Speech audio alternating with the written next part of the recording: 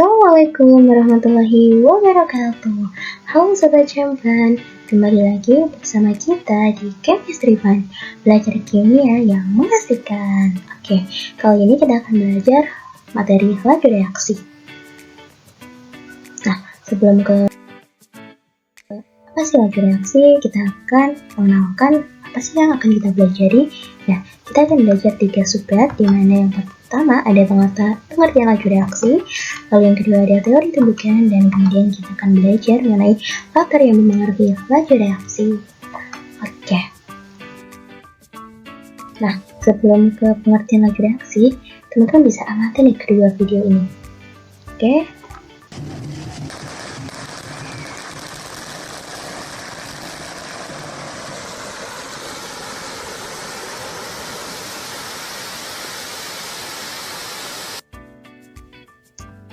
Oke, nah dari kedua video tersebut maka bisa disimpulkan bahwa laju reaksi merupakan cepat lambatnya sebuah reaksi.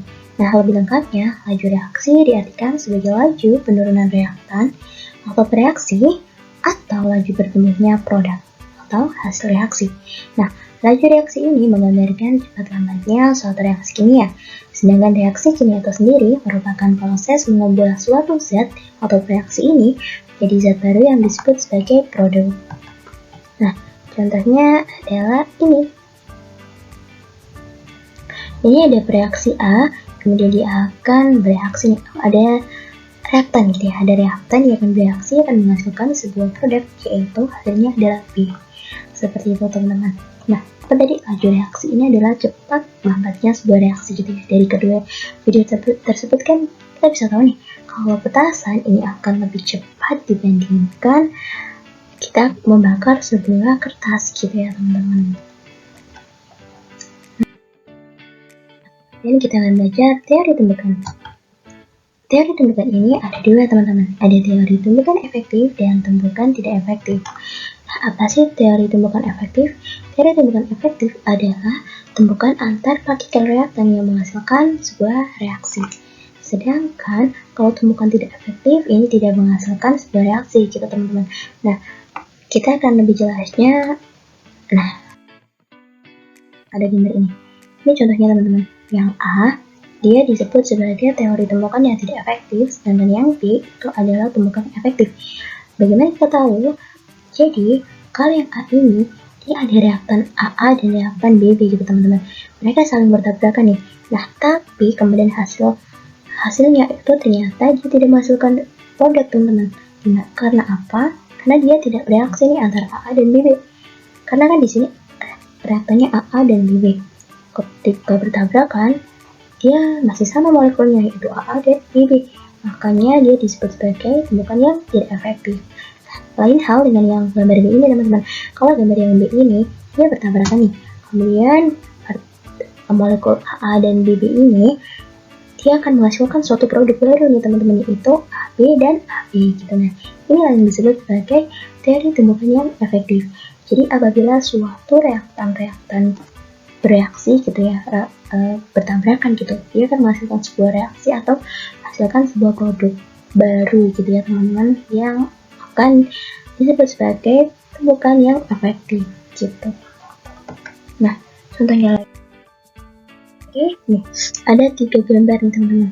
Yang A ini adalah tumbukan yang efektif, yang B ini tidak efektif, dan yang C juga tidak efektif. Kenapa bisa begitu? Karena nih, yang gambar A ini ya teman-teman, dia molekul AA dan molekul BB, senyawa AA dan senyawa BB, dia saling bertabrakan. Kemudian dia menghasilkan produk nih, menghasilkan suatu reaksi di mana produknya adalah AB dan AB. Nah, yang gambar yang kedua, senyawa AA dan senyawa BB dia bertabrakan ya teman-teman, tapi tabrakannya ternyata antara senyawa AA dan senyawa AA itu saling bertabrakan, tapi tidak bertabrakan dengan senyawa BB teman-teman. Jadi kayak ya udah, yang bertabrakan cuma yang senyawa AA-nya doang. Makanya dia tidak menghasilkan produk baru teman-teman. Hasilnya tetap AA dan BB. Jadi dia disebut sebagai tumbukan yang tidak efektif seperti itu. Nah, kalau yang gambar yang terakhir ini dia melenceng teman-teman tabrakannya. Jadi ini melewati B gitu. Jadi dia tidak menghasilkan sebuah produk, yaitu masih sama A dan B, makanya dia disebut sebagai tumbukan yang tidak efektif seperti itu teman-teman. Nah, ada lagi nih, contohnya ada sebuah senyawa NO dan NO3. Dia tidak efektif teman-teman. Kenapa? Karena ternyata produknya itu dia masih sama, yaitu NO dan O3. Sedangkan yang kedua, dia kan menghasilkan produk baru nih teman-teman, yaitu NO2 dan O2. Ini dia disebut sebagai tumbukan yang efektif. Oke. Nah, ini yang menyebabkan kenapa sih tumbukan itu efektif dan tidak efektif teman-teman. Karena yang pertama, tabrakannya lama. Jadi kalau tabrakannya lama, dia tidak akan bereaksi teman-teman. Misalnya HH dan II, dia tabrakan tapi lama. Makanya dia hasil produknya tetap sama nih, HH dan II. Lain halnya dengan yang ini, dia tabrakannya kuat teman-teman. Makanya dia itu menghasilkan suatu produk baru, yaitu HI dan HI. Seperti itu teman-teman. Oke, nah kita akan membahas lanjut. Sebab yang ketiga adalah faktor yang mempengaruhi laju reaksi. Nah, faktornya ini sebenarnya ada 4 teman-teman. Yang pertama ada konsentrasi, suhu, luas permukaan, dan juga katalis. Kita akan belajar satu persatu ya teman-teman. Yang pertama adalah faktor dari konsentrasi itu sendiri. Nah, kita gampangnya seperti ini teman-teman. Semakin besar konsentrasi, jumlah partikelnya bereaksi semakin banyak. Ya, perlu diingatkan ya teman-teman kalau faktor ini juga berkaitan dengan teori tumbukan yang tadi. Nah, apabila jumlah partikelnya itu semakin banyak, maka peluang terjadi tumbukannya itu juga semakin besar teman-teman. Nah, kalau peluang terjadi tumbukannya itu semakin besar, maka dia akan semakin berpeluang menjadi tumbukan yang efektif. Nah, kalau semakin banyak tumbukan efektif, maka laju reaksinya akan semakin cepat. Seperti itu teman-teman. Jadi, gampangannya, kesimpulannya itu adalah semakin banyak konsentrasi, maka laju reaksinya akan semakin cepat. Kenapa? Karena ada jumlah partikel ini semakin banyak, akan bertumbukan, dan tumbukannya itu akan efektif. Nih, gambarnya seperti ini teman-teman. Kalau dia partikelnya sedikit, dia tidak akan bertabrakan satu sama lain gitu teman-teman, jarang gitu ya. Dan kalau partikelnya banyak, maka tabrakannya itu akan semakin banyak. Dan kalau semakin banyak kan efektif ya teman-teman. Nah, kalau efektif ini laju reaksinya semakin besar, semakin cepat gitu. Ini grafiknya ya. Oke, paham ya teman-teman? Nah, ini cuma dalam kehidupan sehari-hari teman-teman. Contohnya kalau kita membersihkan toilet dengan konsentrasi yang sedikit dan konsentrasi yang banyak. Kalau konsentrasinya sedikit akan masih tetap kotor gitu ya teman-teman. Dan kalau konsentrasinya banyak maka akan cepat bersih gitu toiletnya. Seperti itu ya teman-teman. Oke. Yang kedua ada luas permukaan. Nah, jadi semakin luas permukaan bidang sentuh, maka semakin besar peluang terjadi tumbukan teman-teman. Nah, semakin besar peluang terjadi tumbukan, maka semakin besar pula peluang tumbukan yang efektif antar partikelnya teman-teman. Nah, kalau semisal semakin besar tumbukan efektifnya, maka laju reaksinya juga semakin cepat. Nah, ini contohnya teman-teman. Kita bandingkan 1 kubus dan juga 8 kubus teman-teman. Kalau kita ada cuma 1 kubus nih, maka luas bidang seluruhnya ini cuma 1 cm, 1 cm gitu ya. Kalau dikalikan cuma 1 cm gitu ya teman-teman.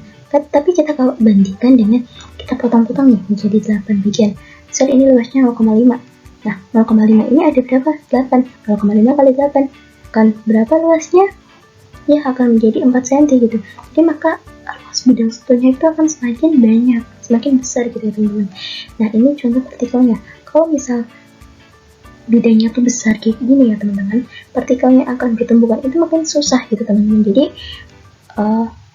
akan lebih sedikit tumbukan efektif yang terjadi. Sedangkan kalau misal bidang sentuhnya, luas permukaannya ini semakin kecil-kecil gitu ya, maka semakin luas bidang sentuhnya, partikelnya ini akan lebih banyak yang bertabrakan. Nah, ini akan menjadi tumbukan yang efektif, sehingga laju reaksinya nanti akan semakin cepat.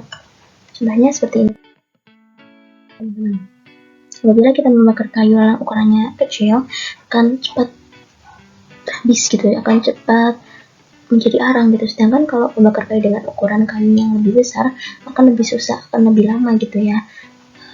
Kayu ini akan menjadi arang. Contohnya lagi nih, kita masak, kalau ukuran dagingnya atau kecil-kecil akan lebih cepat matangnya dibanding dengan ukuran yang besar kayak gini teman-teman. Akan lebih lama kita memasaknya. Seperti itu ya teman-teman. Jadi sampai sini sudah paham? Oke, lanjut, faktor yang mempengaruhi laju reaksi selanjutnya adalah suhu, dimana semakin tinggi suhu, semakin besar peluang tumbukan yang terjadi. Nah, maka semakin besar peluang tumbukan efektif antar partikelnya.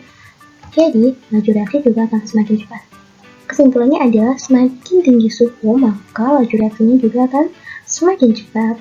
Kenapa? Karena kalau misal suhunya itu naik gitu, suhunya tinggi, nanti partikelnya itu kan bergerak semakin cepat gitu teman-teman, karena kan dia ada yang panas, maka dia kan bergerak cepat gitu. Nah, pergerakan cepat ini yang menimbulkan tumbukan-tumbukan yang efektif. Contohnya ini, kalau ini suhunya rendah, dia itu tidak akan, partikelnya itu akan bergerak sangat slow motion gitu teman-teman. Sedangkan kalau yang ini suhunya tinggi, bergeraknya tuh semakin cepat. Kalau bergeraknya semakin cepat itu tumbukannya akan efektif teman-teman. Nah, contoh nih, kalau kita memasak telur nih, kalau kita memasak telur dengan suhu rendah akan lebih lama matangnya ya teman-teman, dibanding apabila kita memasak dengan suhu yang tinggi, maka akan lebih cepat matangnya, seperti itu teman-teman. Contoh lagi nih, apabila kita memasak rebusan air gitu ya, kalau kita memasak air dengan suhu yang rendah juga akan lama untuk mendidihnya gitu ya teman-teman. Dengan kalau suhunya tinggi, maka mendidihnya juga akan semakin cepat. Seperti itu teman-teman, jadi paham ya. Oke, yang terakhir adalah faktor mempengaruhi laju reaksi, katalis. Nah, katalis itu apa sih? Katalis adalah zat yang ditambahkan untuk mempercepat reaksi dan mencari tahap dengan energi aktivasi yang lebih rendah. Apa sih energi aktivasi itu? Energi aktivasi atau EA, energi yang diperlukan untuk berlangsungnya sebuah reaksi. Nah, katalis dapat terlibat dalam proses reaksi selama reaksi berlangsung, tapi setelah reaksi selesai, maka katalis akan diperoleh kembali dengan jumlah yang sama. Jadi, penambahan katalis ini akan membuat energi aktivasi turun, sehingga semakin cepat reaksinya berlangsung. Apabila kita menambahkan katalis, maka laju reaksinya akan berjalan lebih cepat. Seperti itu ya teman-teman. Tapi katalis ini, dia akan menghasilkan kembali di akhir reaksi gitu,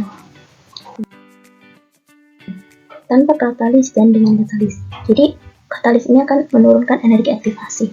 Kalau kita tanpa katalis, energi aktivasinya tinggi nih teman-teman. Dan kalau pakai katalis, energi aktivasinya semakin rendah. Jadi semakin rendah energi aktivasi, semakin cepat laju reaksinya. Seperti itu teman-teman. Contohnya ini ya teman-teman. Ini ada singkong dengan ragi dan ada singkong tanpa ragi teman-teman. Apabila singkong ini menggunakan ragi, dia akan menghasilkan sebuah tape. Tapi dia tidak ada ragi, maka dia tidak menghasilkan apa-apa. Jadi katalis ini berfungsi untuk mempercepat nih, membuat tape gitu. Jadi kalau kita pakai kan ragi ya, dia akan menghasilkan sebuah tape. Nah, kalau misal tanpa ragi ya udah, dia akan membusuk gitu ya teman-teman. Jadi bisa juga bandingannya seperti ini. Apabila dia raginya banyak dan raginya sedikit, kalau misal raginya banyak, maka akan lebih cepat proses membuat tapenya. Tapi kalau raginya sedikit, maka akan lebih lama untuk membuat sebuah tape. Seperti itu ya teman-teman. Oke, karena kita udah selesai membahas ketiga subbab, maka kita refleksi sebentar ya teman-teman. Teman-teman bisa scan ini ya. Oke, ini ada kata-kata nih dari Kak Agam. Ingat, jangan lupa bahagia, karena bahagia itu dari kamu sendiri, bukan orang lain. Paham? Oke. Baik, karena materinya kita sudah selesai, maka cukup sekian materi laju reaksi. Kita akan kembali lagi pada materi yang selanjutnya.